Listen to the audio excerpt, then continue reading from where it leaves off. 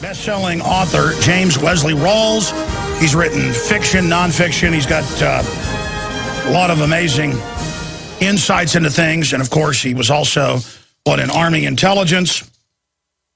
Held a top-secret security clearance with a special background investigation, access-sensitive, compartmentalized information. He was awarded officer, specialty 35A, tactical all-source intelligence officer. I'll go through all of his interesting bio here. He was a captain in Army intelligence, just to give you the short end of it. He'll be with us to talk about preparation for the engineered collapse that the Agenda 21 globalists have been carrying out. But you know that for the last hour plus, I have been beside myself with the fact that capital controls are being implemented on the U.S. And I was told now 3 years ago that John Wayne's family was leaving the country. By John Wayne's, I'm going to just leave it at that. And by countless other wealthy people, powerful people. I talked to a lady who's one of the biggest defense contractor owners in the world, worth billions. She left the country 4 years ago. I've told you about that over and over again. And they said, look, you won't be able to get anything out of the country if you don't leave in the next few years. And that's the word. That's why all the big money people, even the globalists themselves, have been getting their money out of the country and buying armored redoubts or digging in here in the country. And all these elitists are building, these 5, 10, 20, some cases $30 million armored subterranean homes with, machine gun turrets. Why are they doing this? Because they've done a great job at carrying out this Agenda 21 resource war of deindustrializing the West, getting us into debt, signing us onto their derivatives, and getting ready to fully implode the country. And as we slide into depression, they keep telling us everything's fine, everything's fine, everything's wonderful, as the crime rate increases, as all of this happens. But the good news is between 5 and 7 million, because it varies month to month. Previously, the record was like 2 million guns in a month, was the record month a few years ago. Now it's over 5 million guns a month. Many big manufacturers have announced they are suspending new orders for 6 months to a year. Small manufacturers are making the same announcement because they're so behind on orders. The government's buying giant armored vehicles, hundreds of millions of rounds a month, 400 and something million this month, 300 million that month, 200 million this month, digging in.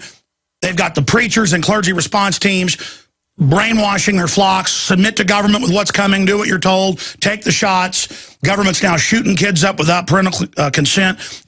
Again, they're doing whatever they want, and they're announcing, we'll secretly arrest you if we want. We'll disappear you. You're not going to be able to fly out of the country if the IRS says you haven't paid. No judge, no jury. We're going to put you on a no-gun buy list. No judge, no jury, no crime, if you're on the no-fly list. And I've told you for over 10 years, because they were already talking about it even before 9/11, the no-fly list will be expanded to a no-work list, a no-buy-sell list with the digital photo. You'll still be able to use cash, but it'll be connected to a digital photo in all transactions and an internet ID on online purchases, and that's in the Cybersecurity Act they're trying to pass right now. CISPA. I mean, I'm getting chills every 5 seconds now, okay?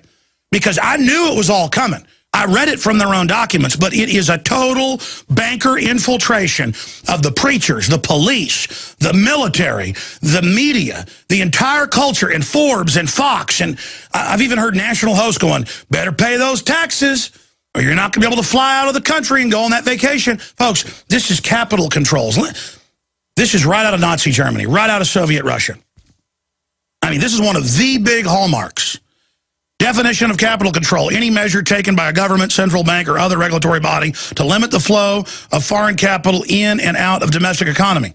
But this is even worse. They don't want a grassroots economy, so they're putting a capital control on that. That's why even Forbes said, why are they raiding thousands of lemonade stands?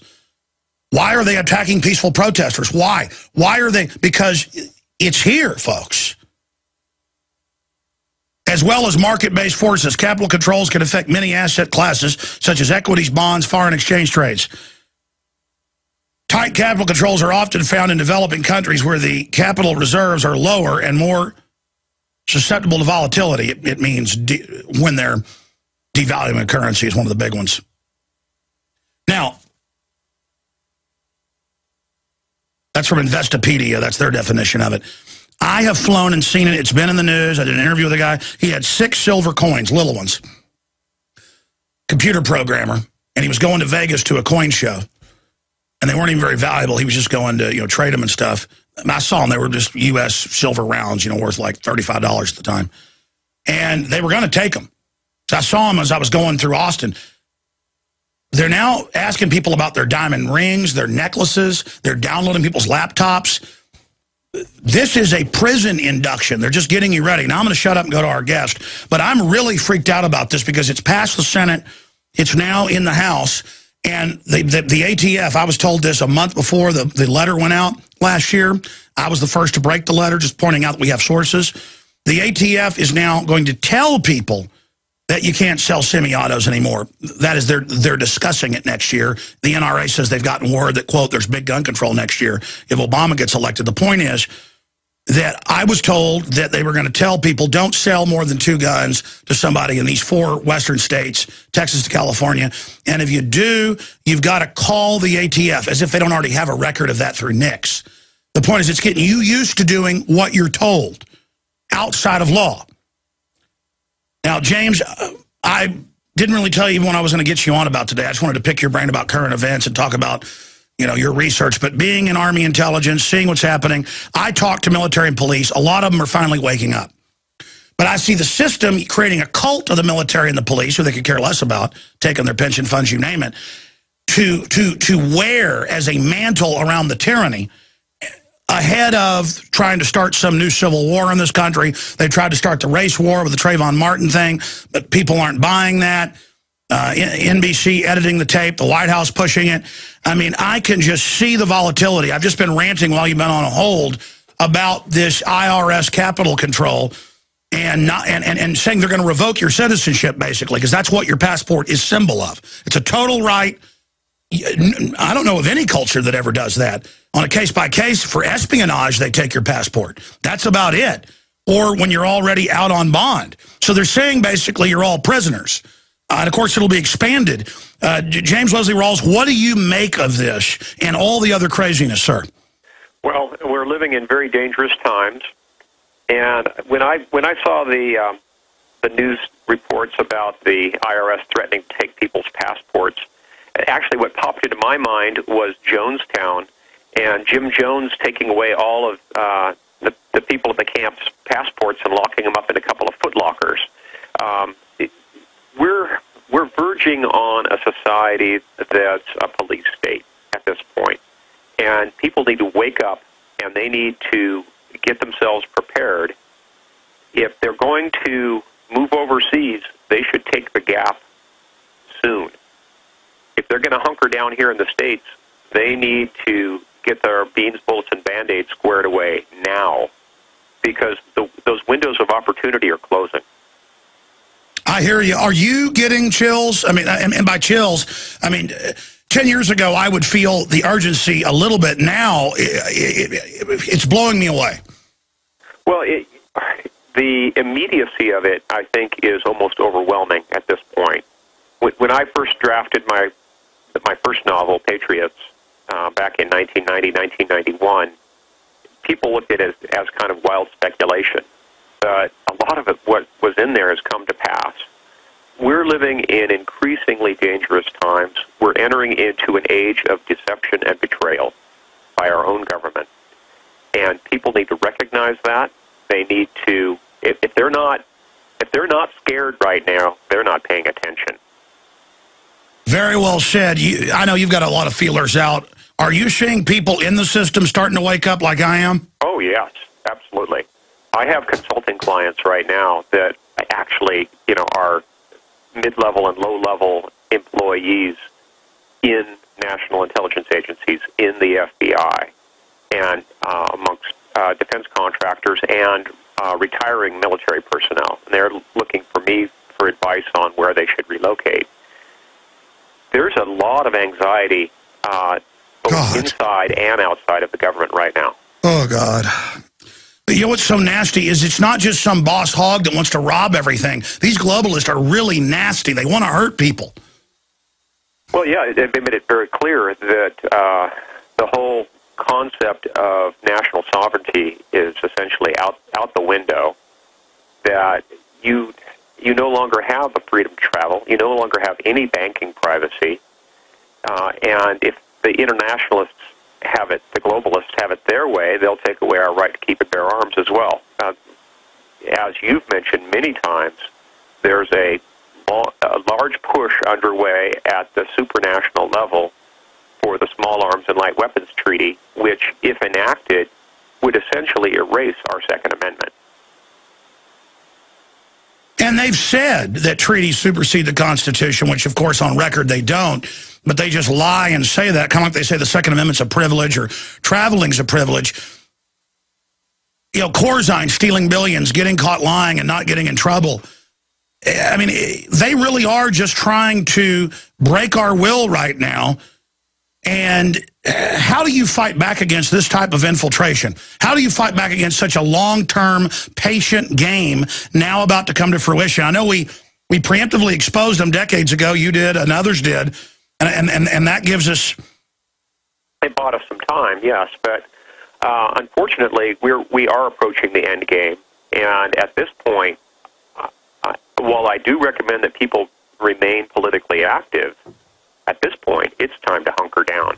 It's time for individual families to team up with like-minded friends, pick out a defendable piece of land with plentiful water and good topsoil, and be ready to just ride out the storm, because it's coming. All right, you've got the floor. Break down, because, again, I didn't read your novel till the mid-'90s, late '90s, 96, 97, and it even had contemporary characters in it, like, you know, Mark Kornke and people. Totally blew me away.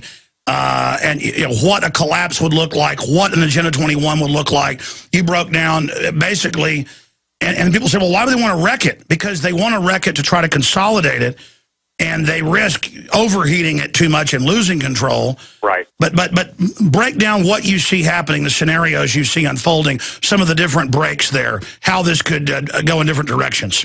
Well, I think in the near future, we're likely to see, as you've mentioned, a derivatives collapse, and the counterparty risk there is huge. It's almost incalculable, because the number of derivatives that are in play measure in the hundreds of trillions of dollars. There's more derivatives in play than there is currency in the whole world.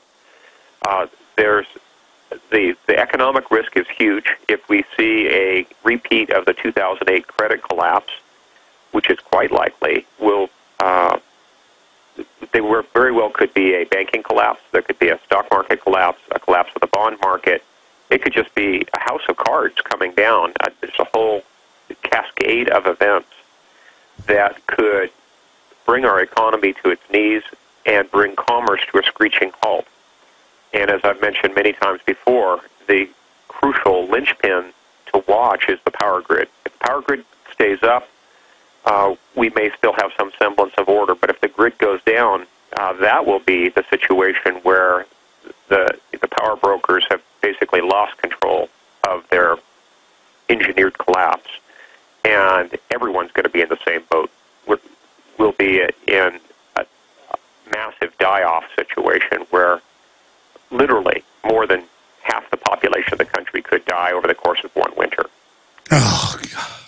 And by the way, the globalists have collapsed Argentina, and if that wasn't a warm area, they would have had, some say millions of dead. I mean, it was doctors for years eating out of trash bins. It's still happening down there. And just to interject something, when you talk about the controlled collapse, why are they at the same time buying up and shutting down power plants to make bigger profits for the ones they control?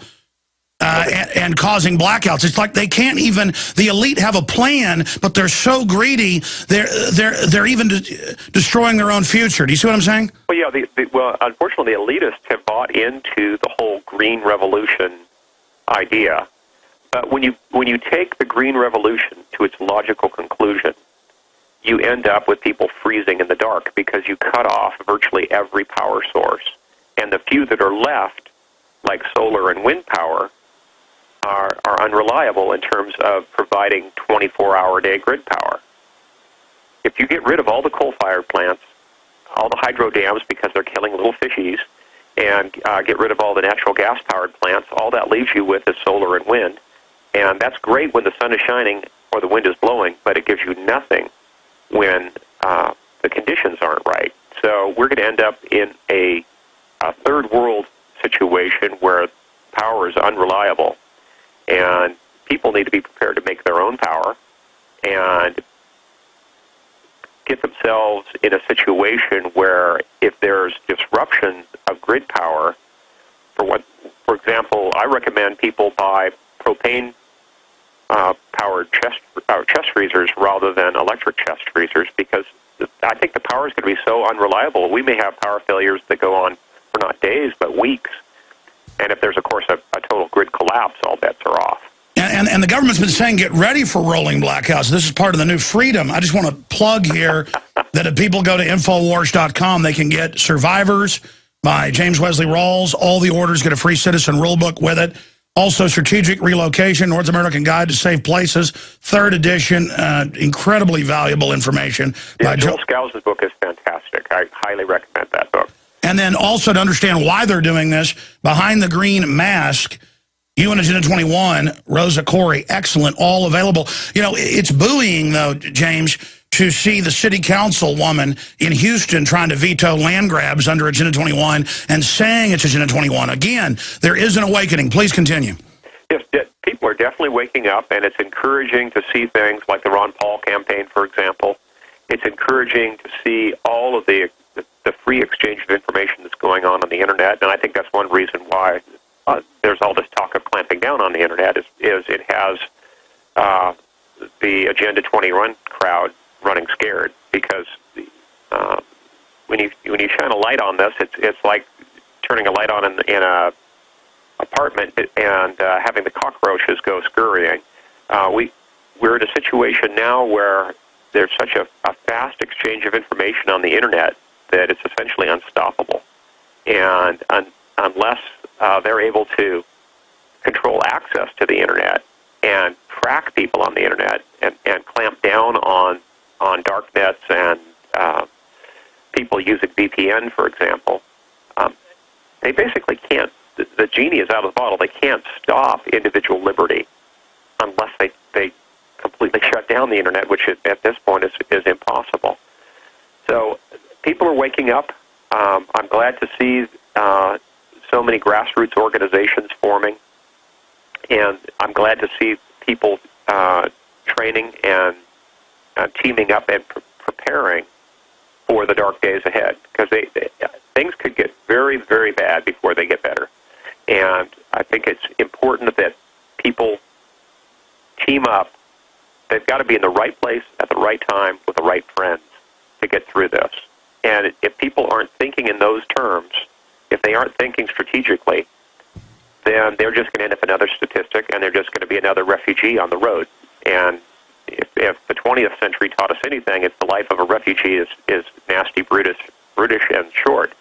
You don't want to be a refugee. You want to plan your out now.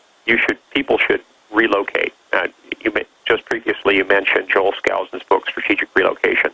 That's a fantastic book, and I highly recommend it because it gets people thinking along the lines of strategically putting themselves where they need to be for the dark times ahead. People need to make those moves now. You can't get out of Dodge at the 11th hour.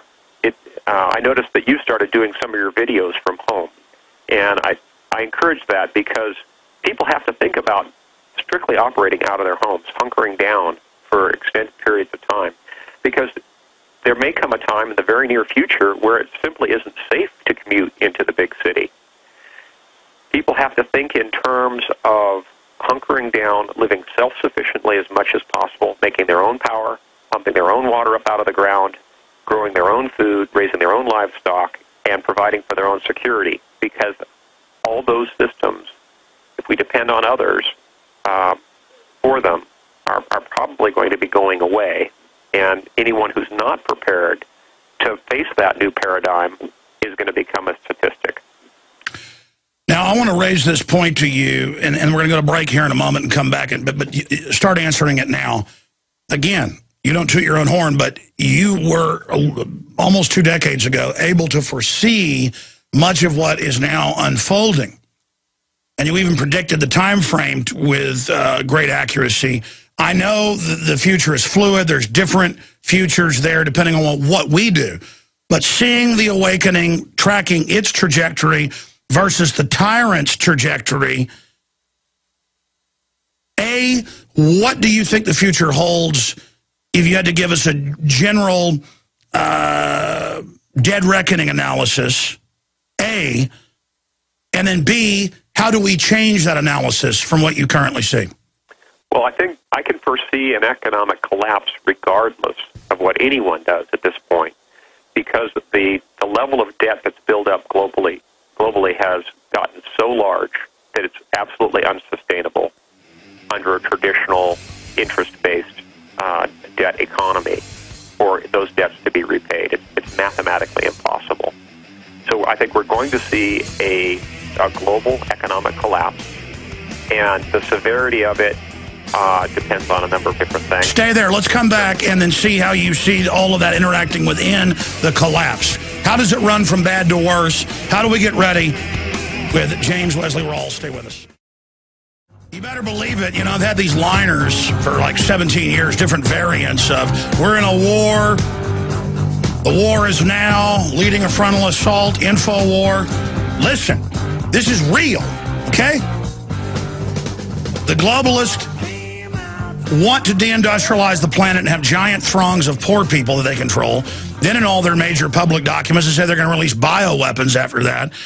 And, I mean, Dick Cheney wrote in the PNAC document in 2000, September 20th, that they need to use the media to promote and legitimize the use of race-specific bioweapons. That means killing certain groups of people with a bioweapon, where you release it and all Northern Europeans die, or all Arabs die, or all Chinese die. You're like, well, they can't tailor it just to Chinese. Yeah, they can. They've got it where it would, they've got these genomes so targeted where it will kill the dominant Chinese genetic line and not even kill the Japanese. They've got them so tailored they can kill Arabs of certain derivations and not kill Jews. And Dick Cheney says we need to use the media to legitimize this. That's what it is when they've got all these movies and TV shows. I mean, I already knew this, but they had a C-SPAN event like 5 years ago where Homeland Security threw a party for some of the people from 24 and said, thank you for working with us. You've really helped get our image up and, you know, helped promote taking the gloves off and torture, basically. They said taking the gloves off. Secret arrest, torture, disappearing, internal checkpoints. Cops watch this, the weak-minded ones, military and others, and start fantasizing. But because most of them are too professional, they create TSA, which is now on the highways. They always create a goon force that doesn't go through the original academies that have enough pride to not teach absolute tyranny. You have to twist somebody that came out of the FBI system or out of the state police academy. You don't have to twist a TSA. But I'm ranting. Our guest is here. Every time I get him on, he gets me thinking, and I run on at the mouth. James Wesley Rawles has been an enthusiastic survivalist since his teenage years. He is now a survivalist author and lecturer and the editor of survivalblog.com, one of the biggest out there, survivalblog.com. He has a Bachelor of Arts degree from San Jose State University, minor degree in military science history and military history, a former U.S. Army intelligence officer who was a captain and attended all the big specialized spy schools. We'll just leave it at that. But he joins us here. I just want to plug, you support the broadcast and what we're doing, and you get vital information. You may think you know it all.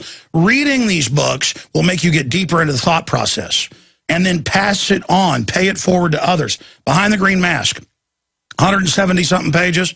Let me give you the technical on that because I'm going to go from memory here. Yep, 168 pages. 168 pages, give it to city council, county commissioners. A lot of times when we call some city council person fighting tyranny, they're a listener or somebody gave them my film. They don't believe it. They go look at it. They find out it's true. Every city council member in your area needs to get this book, and we've got it discounted at Infowars.com. Everybody needs to read Survivors, James Wesley Rawles' new bestseller book. Everybody needs to get Strategic Relocation with all the documents, maps, color, photos. I mean, this is a must-have available at Infowars.com. We're going to get Joel on for a couple hours on the Nightly News soon to do a whole special on this. I want to get a bunch of graphics and production ready before we do it. It may be next week. The point is, win, win, win. Get the information, spread it around to others, and support us financially and the authors and researchers, Infowars.com. Or call 888-253-3139 if you want to call an order or have any questions, 888-253-3139. Or you can write to us at P.O. Box 19549, Austin, Texas, 78760. All right. I get angry knowing this is coming down, okay? I mean, I believe everything I'm saying and more because I can't even articulate what I know and understand. That's why I tend to blow up, because I'm sick of it. And I'm tired of the public being simple-minded and not wanting to understand things or coming back with canned responses. The globalists are digging in. The government is digging in. The bankers who did this are all digging into armored redoubts on record. Okay? Armored keeps. I shouldn't even be here. I've moved out to the country, got a well, trying to put solar in. Don't even have time to mess with it because I'm always down here. I've got to get communications equipment in. I've got to get ham radio stuff in and learn how to use it. I got some of it. I've got to create, but I can't do everything is the point. I've got to do the basics. Firearms, ammo, training, food, medical supplies, most importantly, friends. But we're going to get into, if you can stay a little bit in the next hour, we'll do 20 minutes or so on solutions, James, and take a few calls, but and some of the basics that you write about at your survivalblog.com. But let's expand here for a moment into my question that I just posed in the last segment. Is the collapse coming? You said yes. What are the severities from your research? And again, how do you see it shaking out? How do you see the collision being like? How bad will it be? See, because people don't know. 7 million people, major universities estimate, starved to death or died from complications of malnutrition during the 10 years, roughly, of the Great Depression. Look it up, folks. Just type in 7 million died during Great Depression. Major university studies. They kept it quiet. 90% were semi-self-sufficient. Now we're 89% city, 11% rural, only half of that, 5.5% or so, are self-sufficient. And what's going to happen is the government is preparing to come in and basically commandeer stuff. But they don't have the infrastructure. And people are going to start fighting back. You're going to be called terrorist. Once you're called terrorist, so what? I mean, what is the probability of massive bloodshed when the Fed boys come around with their armored war wags trying to, you know, pilfer the women? Go ahead. Well, it's hard to say what the severity of it will be. We definitely have a economic collapse coming. At the near end of the spectrum would be a repeat of the Depression of the 1930s, but as you mentioned, we live in a society that's far less self-sufficient and far more technologically dependent than the society of the 1930s. So that even with just a repeat of the Depression of the 30s, we're going to see quite a bit of loss of life. The far end of the spectrum would be a total collapse. The situation just snowballing completely out of control. If power grids go down, and there's actually 3 grids, they go down, all bets are off. If the grids go down, we could see the cities running out of drinking water and within 72 hours. The reactors are going to start melting down. They can't even keep it from melting down now. Society's so degenerate. Yeah, that's the other wild card in the whole situation is not the reactors themselves, but it's more the cooling ponds that are at risk. Part of the environmental regulations and one of the things that the Green Revolution brought us was all this foot dragging about Yucca Mountain and a safe place to store spent nuclear fuel rods. So for the last 15 years, all those spent rods have been building up and building up and building up right at the reactor sites in these enormous spent fuel cooling ponds. Well, the ponds have such a high density of spent fuel in them now that they require constant replenishment of cool water from outside, or they boil off. And once the ponds boil off, they'll melt down just like at Fukushima. Well, that's the case for reactors all the way from coast to coast. And one of the reasons that I stress moving to the inland Northwest states is that we're upwind of most of the nuclear power plants. Anyone who's downwind, they better think in terms of having a home fallout shelter, because we could have unintentional fallout coming from all of these nuclear fuel ponds that melt down. There's so many risks out there, they're almost impossible to count. And it's a cascade of risks. There's a cascade of events if the power grid goes down. The 18-wheel trucks are not going to be rolling. The nuclear power plants are going to be failing, and their cooling ponds will be melting down. We're going to see all the automated reordering system for virtually every aspect of our modern commerce will come to a screeching halt because it's all computer controlled. And then people say, oh, Alex, just interrupt briefly. People say, oh, Alex, or oh, Wesley, the reactors have their own power. If stuff's failing down the line, they can only send massive amounts of power. They can't sit there and fire the plant up and use the little bit they need to keep the plant going. See, people don't realize how complex this stuff is and how it's very finely tuned, all of it. And now the society's crumbling so fast that they can't even find good managers to keep trains working right. Reactors are rotting. I mean, really, humanity has just turned into a bunch of jellyfish. You know, the level of complexity that exists now, it keeps growing. It keeps growing year by year.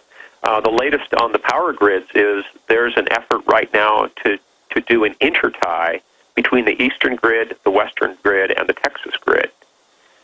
So even if one grid were to stay up, if they do this intertie, all the grids will collapse simultaneously. The level of complexity keeps going up year after year. The level of interdependence of these systems keeps going up. So the level of vulnerability keeps going up year after year. It's really a wonder we haven't seen a large-scale grid collapse already. And when you take outside factors into play, not just the grid itself and its complexity, but things like EMP or things like solar flares, you could very well have a situation where the grid could go down and stay down. All right, specifically, the financial collapse is going to cause massive crime increase. We're already seeing it.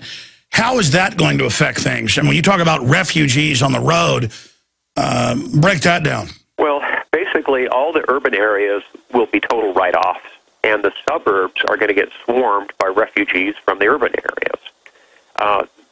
There will be so many people that find their urban and suburban homes uninhabitable that there'll be a huge number of refugees. Once the water no longer magically comes out of the tap and the lights don't magically come on when you flip the switch and the toilets don't flush, your typical urban apartment building is going to be absolutely uninhabitable. It'll be a public health nightmare. We'll have refugees on the road within just a few days. And if you look at it demographically, we now have 2% of the population feeding the other 98%. Well, what happens to the farmers that live fairly close to the suburbs? They're going to get swarmed. So suddenly, we're going to be a situation where even if farmers are still producing, how are they going to get their crops to market? How are they going to live in safety to even feel safe running trucks and tractors and their farm equipment or taking care of their livestock? And the globalists are going to show up after all this collapse and bring in collectivism to, quote, fix it. And we're going to have all of the people from the cities telling us that we've got to share with them and that we're their slaves, and the government's going to hand them machine guns. That's probably what's going to happen. Yes, that very well could be. If you look at politics, I mean, just look at what happened with the collectivism in Stalinism and what happened to the kulaks in Siberia and in the Ukraine in the 1920s, 1930s, and 1940s. There was depopulation because they tried to implement collectivism. People rebelled. Anyone who hid their crops was treated as a traitor and shot on sight, and then they ended up having killed the people who knew how to produce things. And they ended up with a downward spiral. We could very well see the same situation in our country, but the situation would be even worse because, again, we have only 2% of the population feeding the other 98%.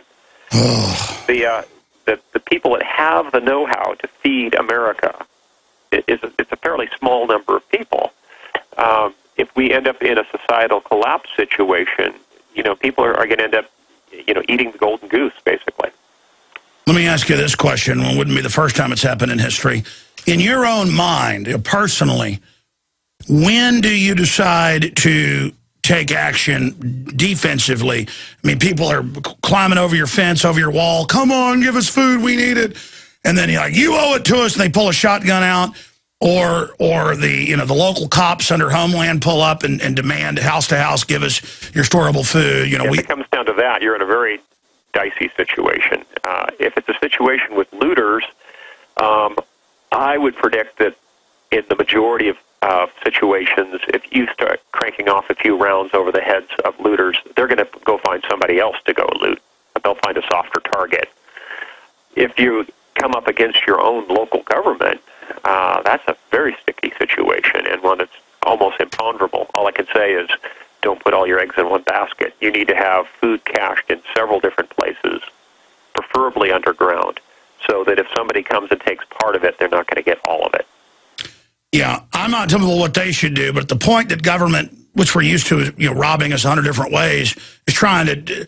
My point is, if they come and want to take food or something, that's one issue. The minute anybody tries to take my family, or we're taking you into custody because the Homeland says, you cannot go to that horrible, sprawling prison structure they're going to have, because it's going to be run and peopled by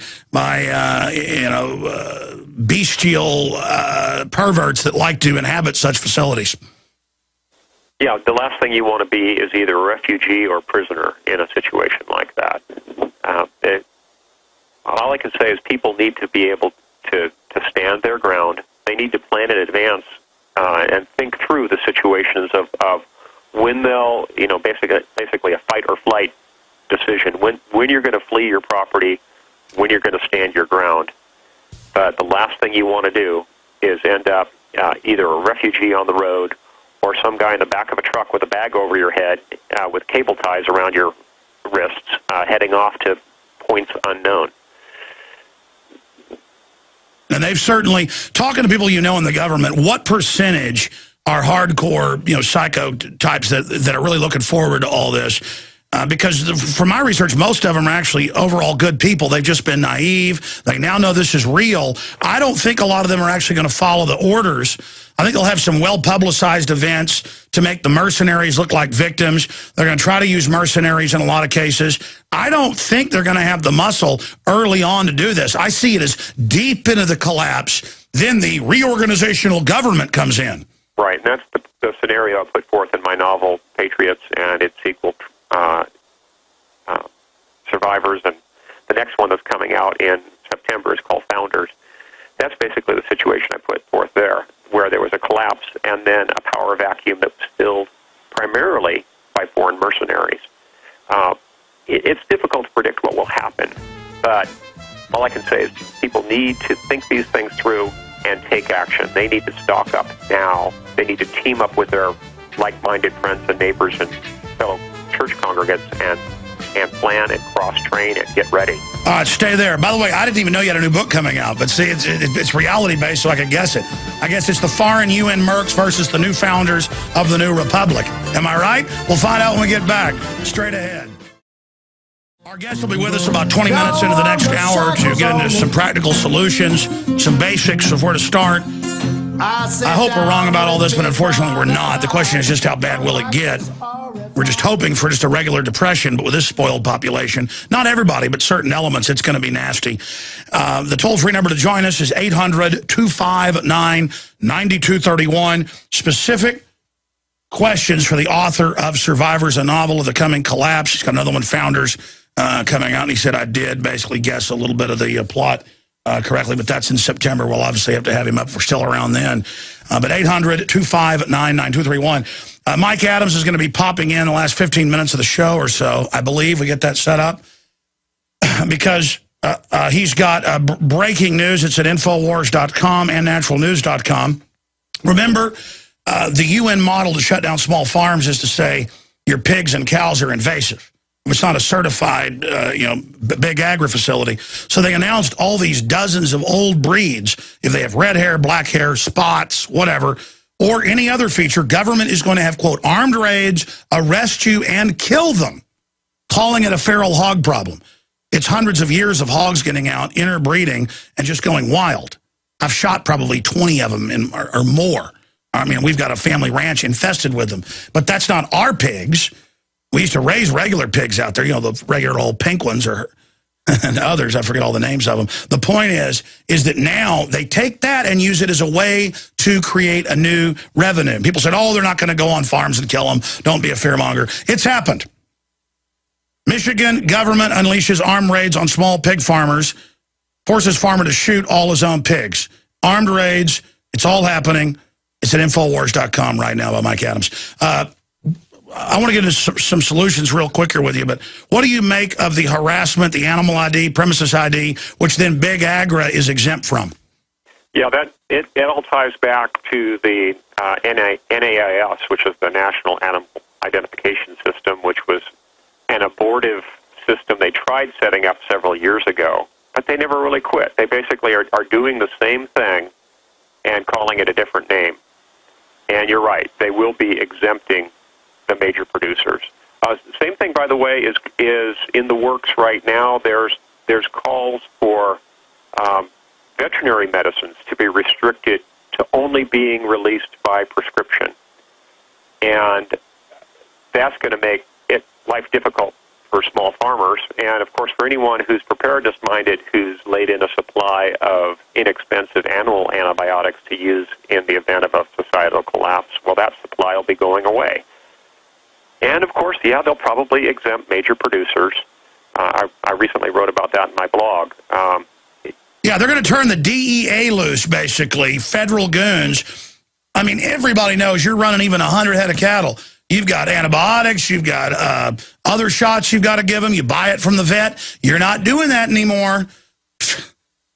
Yeah, of course, it'll just be the small producers they clamp down on. They'll exempt the major producers and say, oh, well, you won't require a veterinarian prescription. But for anybody who has just a few cows or a few sheep or a few goats, then you're going to be behind the eight ball. And they're the ones that lobby for it. Just last year, $15 million was spent in 1 week trying to put the Safe Food Act through, which was written by Big Agra to shut down where you can't even pick strawberries and serve them to your neighbor. I mean, just total tyranny. Again, as I mentioned at the beginning of our conversation, we are living in the age of deception and betrayal. We're just a bunch of cold-blooded multinational corporations that are monopoly men in an anti-free market saying, turn this place into a prison. If it isn't bought from our big box store, it's shut down. And the FBI and the rest of the government's like, yes, sir. We'll be back in 60 seconds with some solutions and your calls. It's all just crazy. Whatever tyrannical governments have done in the past, the crooks that run ours are taking it, dusting it off, updating it, and using it. It's just we've got cancer as a country and as a world. It's called the New World Order. 1776 worldwide is the solution. We have James Wesley Rawles, best-selling author, our guest. We're going to go to your calls in the next segment. Let's get into a few practical basics people can do now. Because the most common call I get is, I live in a city. I make, $12 an hour. My wife does, we got a comfortable blue-collar existence, but that's it. We don't have money for anything. What do we do? Well, I recommend that people reorder their budget priorities. It's time for people to do away with their cable TV subscription. It's time for them to sell their flat-screen television, sell their jet ski, get back to the basics. Try to work down your debt and stock up on all the basics. All your staple foods, get a good, reliable weapon, practice with it, train with it to the best of your ability. If you can't afford to go to a top-flight school like Front Sight or Gun Sight or Thunder Ranch, then at least get training locally through your local NRA affiliate. Get involved with the Appleseed program. They offer excellent training. But get your basics squared away. If you don't have a 6-month supply of your family of food for your family squared away, you're behind the power curve. If you don't have the money for that, you need to sell your Hummel collection, sell your stamp collection, whatever it takes. Skip taking your vacation this year and reprioritize your budget and get those basics squared away. Get a good quality water filter. Make arrangements to, if you live in a typical suburban house, to set up your downspout so you can capture rainwater off your roof. Get squared away with non-hybrid gardening seeds. If you don't have fencing to keep deer out, get the fencing in. You're going to have to plan through all these different things to be ready for the tough times ahead. And by the way, like you said, you can do the rainwater thing into barrels incredibly inexpensively. And I've got a rainwater collection system. It's just incredibly good water. Comes off my metal roof into it. I've got great water. Yeah, I highly recommend that. And for anyone who lives in out in West Texas, for example, who lives in a fairly arid area, if you don't have photovoltaics and are set up to pump water from a well with that, 6 months out of the year, you're going to be out of luck. So it's important that people get those things squared away. And the available supplies on these things are actually fairly thin. The number of companies that do long-term storage food, there's just a handful of them. If the demand were to double, and instead of 1% of the population preparing, 2% prepared, the long-term storage food manufacturers could be completely overwhelmed. And that's starting to already happen. Yeah, and ditto, though, for people who make photovoltaics. There just aren't enough companies out there and enough panels on hand. And unfortunately, most of the systems that are going in right now are grid-tied systems that can't revert to standalone operation because people are sucking from the government teat and they want their tax deduction, and they can only do that with a grid-tied system. And notice, government only gives you a tax deduction when you tie into them. Right. So people need to, reprioritize their budgets, sell off the frippery, and get those beans, bullets, and Band-Aids squared away. I have a lot of details at my blog site, again, at survivalblog.com. All the archives are available free of charge. Just dig in and team up with like-minded people. Exactly. Stay there. Back in 3 minutes. Mike Adams is popping in with the Agenda 21 attack on your farm animals, calling them invasive species. Armed men show up for just regular breeds of pigs, shoot them, and then give you giant fines or arrest you. No warrants, no nothing. All confirmed at Infowars.com right now. Top story. Mike Adams is going to be popping in for about 10 minutes via video Skype. He's the guy that broke it over at Natural News. And then I'm going to show you the high-def footage and audio of our crew with the chicken farmer on his own land. The city kept annexing areas, said you're not allowed to have chickens. He was loving the community, blew his house up. And the police told us you're not allowed to go in the city council building. Big, giant, Capitol-sized thing. That's all on tape. Before, it was just our reporters calling in, talking about it. They're now here. They're back, got back Saturday. And so we're going to premiere that coming up on the Nightly News. I'm going to get into the big attacks on the Internet. Don't think you can just use and have the Internet like it's always going to be here. I mean, I was reading the Cybersecurity Act that makes SOPA look tame, and it just says we'll do whatever we want. We'll shut your website down for any reason. Internet IDs. Cass Sunstein says arrest people that disagree with man-made global warming. I mean, these are authoritarians, but they've learned the art to like pose as liberals or to pose as conservatives and act real friendly and have an ice cream cone like Warren Buffett does in most photo ops, or be like talk with an NPR lisp. That is a Delphi technique. Well, that's a technique specifically of getting people to tell you what they think and then going, oh, we'll do what you want. You ask the crowd, what do you want? We want vanilla ice cream. And you go, well, I heard what you wanted. You want strawberry. But they just, as long as they say it in that I want to go to some calls with our guest, and by the way, we sell his book, Survivors. James Wesley Rawles, he's an expert, former Army intelligence captain, best-selling author, and he runs survivalblog.com as well. But I want to get your take on that, just the sickening psyop. Do you agree with me? I mean, I know it's their cover, but this whole non-threatening act they do to get you to comply, then if you don't, they sick the men in black uniforms on you. But it's just this whole non-threatening cover. Yes, I agree. The modus operandi seems to be, it's what Mark from Michigan used to refer to as the iron fist in the velvet glove. And what we're seeing is the velvet glove.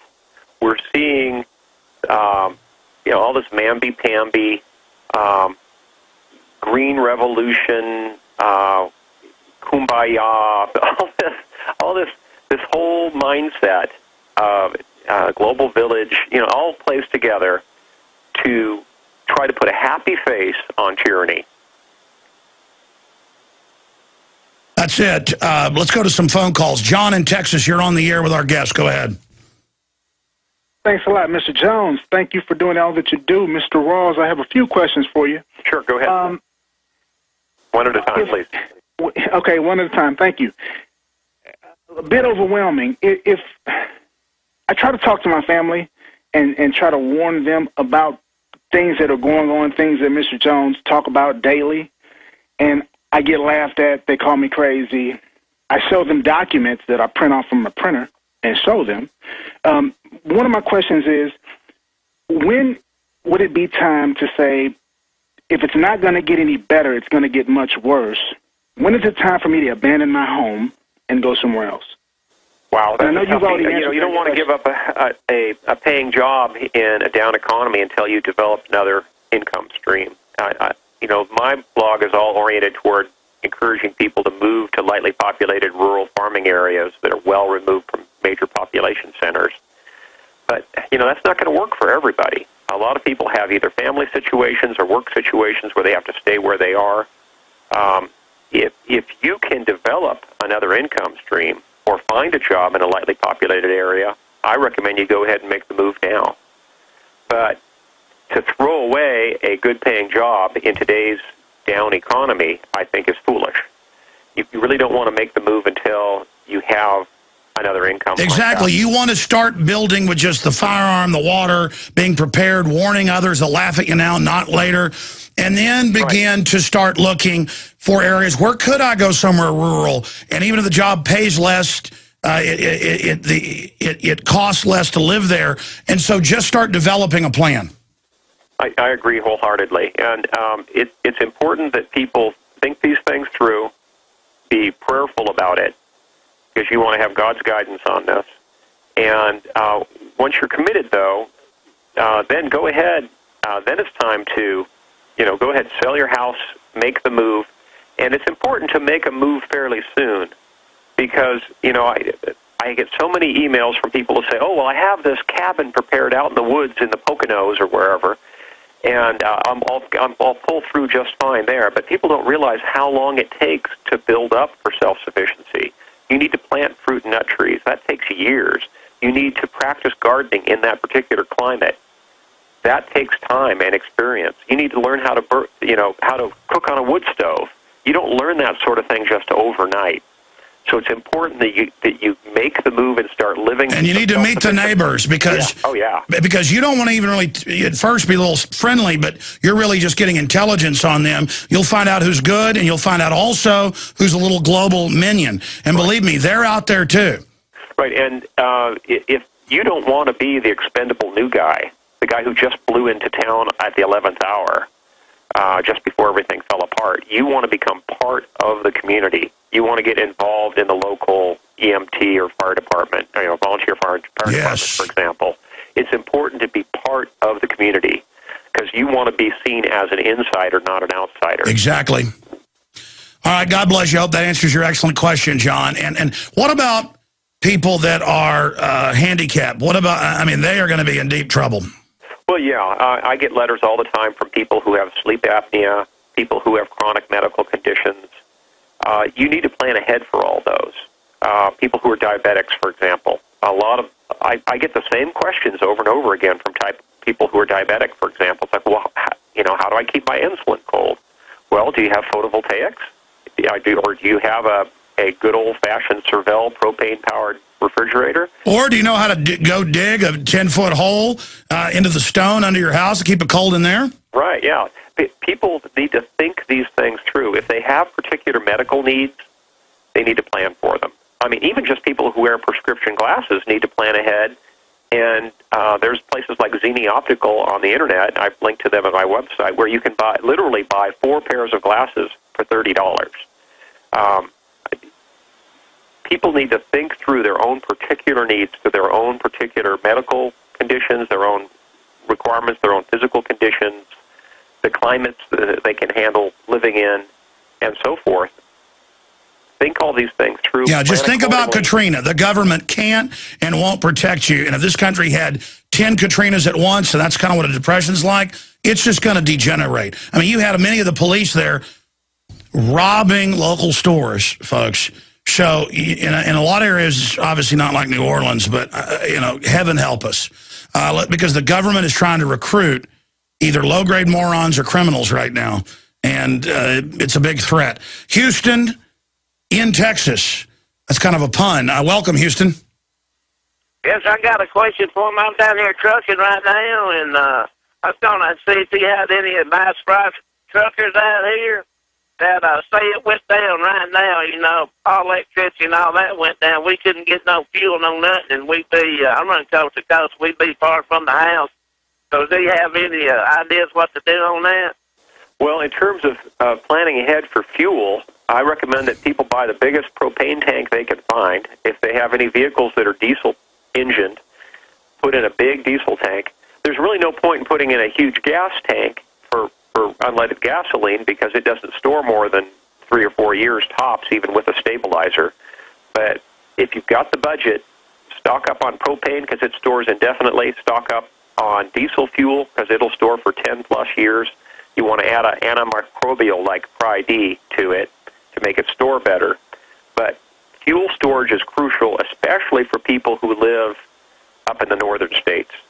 If you don't have 3 or 4 cords of firewood stacked up, you're behind the power curve. You really need to. Yeah, good old-fashioned wood is the way to go. And if everything starts crumbling, it's going to be hard to get the wood. So you need to get it now. Yeah, and people need to think ahead in terms of having gasoline for their chainsaws and spare chains and gas stabilizer, and especially 2-stroke oil for mixing chainsaw gas. People will get this. That's going to be like gold.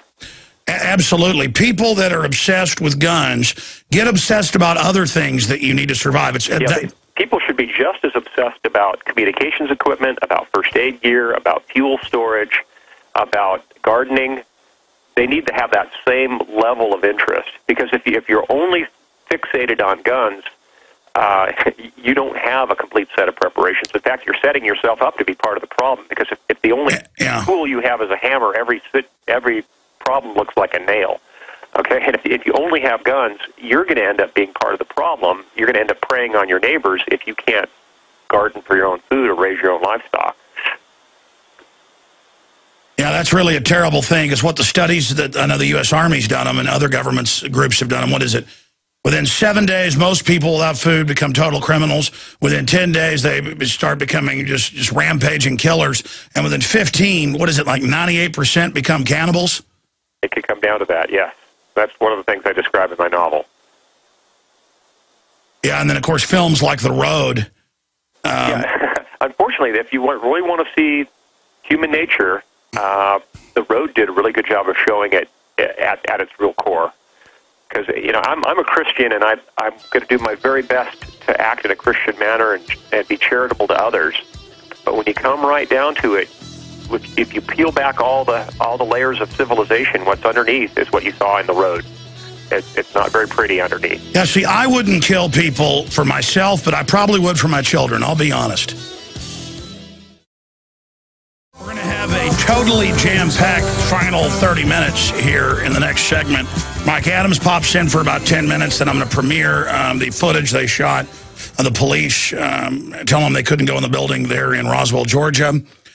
and some other incredible news. So much of it we never even get to on the air. It's all at Infowars.com and PrisonPlanet.com. In fact, the featured news is coming in so fast, I'm going to add a link saying top stories at the top of the site so that all the articles we're writing and the research goes there so people start clicking on that.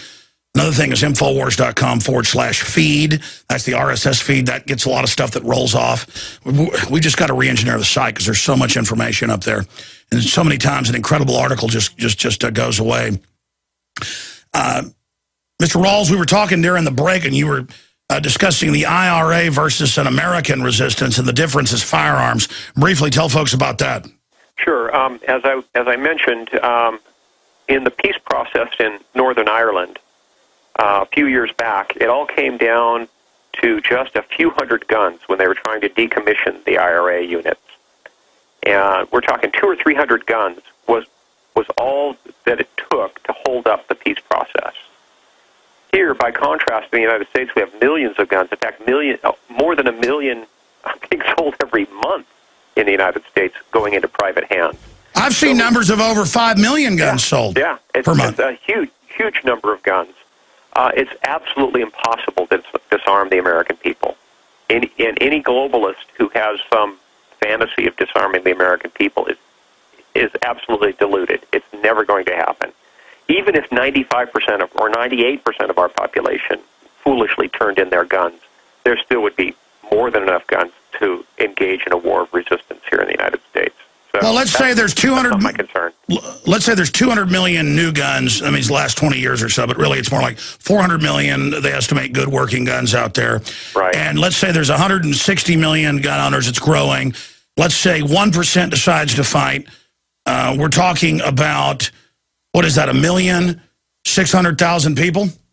Yeah, that's 4 times the size of our military. I mean, the numbers would be totally lopsided. And for a guerrilla warfare situation, you don't even have to fight at a 1-to-1 ratio. So there's absolutely no way that, and I described this in my novel Patriots and in its sequel Survivors, there's no way that the American people can ever be disarmed. And even if there is an attempt to disarm them, they'll I was about to say, a war that can't be won. It'll be a guerrilla war that there's only one logical conclusion, one inevitable conclusion. That is that our constitutional republic will be restored. Well, the enemy's using PSYOPs instead, but that's not working anymore. Congress has a 9% approval rating, and I don't ever want it to go to this. But let's say they arrest Alex Jones, disappear me. You know it's a hardcore tyranny. All this just continues. They start trying to come and pick people up. If you've got 1%, and it's going to be way more than that, I think it'll probably be 10% of gun owners at some point will resist. But if 1%, 1,600,000, went out and simply went after one bad guy, and then never were seen again. Boom. Talking about Mark Corney, he uses the moose hunting license. You have to get in a lottery just to maybe get the moose hunting license. It's not like, my point is they always say, oh, the military, all these weapons. Most of the military I talk to are awake and on our side more than the general public. And so this idea of, oh, we can't fight the government if it comes to that, I don't want that because the globalists will sit offshore and let the Civil War drag on. I would rather, with the truth, psyop them and get them to join reality. But if the system goes to some Soviet Russia type deal, this is not going to be like the NKVD and nobody would stand up to them, and Alexander Solzhenitsyn bemoaned that. Yes, we have a different situation here in the States. Again, if a guerrilla war situation ever develops, God help anyone who tries to enforce tyranny on the United States. It won't last long. Yeah, the system's set up all the tyranny now. They're just not fully implementing. They're kind of like waiting at the edge of a cliff. Yeah, the bureaucratic approach, the incremental approach, seems to have been working for them. But if they try to implement anything in a hurry, there'll be a huge backlash. But that's the issue. Even the incremental at a certain point hits a flashpoint, and it's coming to that. I think we are approaching it, yes. Well, I'll be praying for all your listeners, Alex, that they put themselves in the right place at the right time with the right people. Yeah, we didn't even get to many of the calls. Promise us in the next month or so you'll come back and just take calls. Okay. I'll be happy to. Let me say bye to you in the break. Folks, get his book at Infowars.com or at bookstores everywhere. Survivors, a novel of the coming collapse. Great to give this to friends and family to get them thinking. Available at Infowars.com or survivalblog.com. We'll be right back with Mike Adams and more.